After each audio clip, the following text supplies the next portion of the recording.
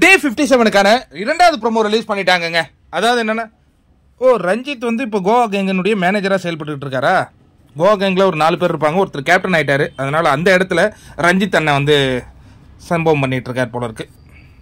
சரி, இப்போ வந்து அப்படியே ஒரு ஃப்ரேம் நம்ம காட்டுறாங்கங்க. அதாவது ஜாக்குலின் வந்து யாரை நாமினேட் பண்ணுறாங்க? தர்ஷிகாவை நாமினேட் பண்ணுறாங்க.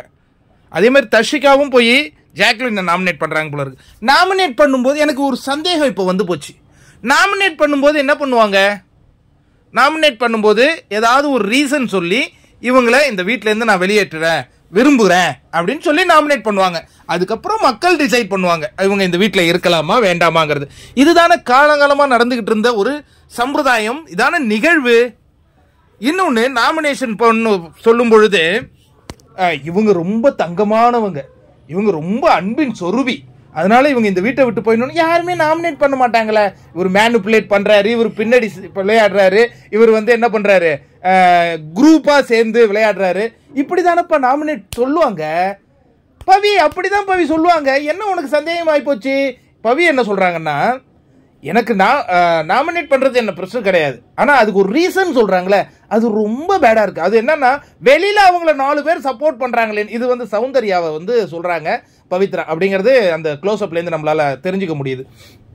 வெளியில 4 பேர் சப்போர்ட் பண்றாங்கிறதுக்காக என்ன வேணாலும் பேசுவியா அப்படின்னு சொல்றாங்கங்க. வெளியில என்ன வேணாலும், வெளியில 4 பேர் சப்போர்ட் பண்றாங்கன்னு என்ன வேணாலும் பேசலாம், புரியல. இன்னொன்னு எனக்கு புரியாத ஒரு விஷயம், நண்பர்களை புரிந்தால் எனக்கு சொல்லுங்க. நாமினேட் பண்ணும்போது சேஃபான ரீசன் சொன்னா பிக் பாஸே அதை ஒத்துக்க மாட்டார். உங்களுடைய காரணம் சரியில்லை, மீண்டும் காரணத்தை சொல்லுங்க பாரு. எது? கன்ஃபெஷன் ரூம்லயே நடக்கும் பொழுதே. ஏன்னா நாமினேஷன்ங்கிறது ஆடியன்ஸ் ஆகிய எங்களுக்கு நீங்க கன்வே பண்றது தான், கரெக்டுங்களா? அதுல ரீசன் திருப்தி இல்லைன்னா பிக் பாஸே சொல்லுவாரு சரியான காரணத்தை சொல்லுங்கள்னு. 1 to 1னா மூஞ்சில் அடிச்ச மாதிரி தான் சொல்லுவாங்க.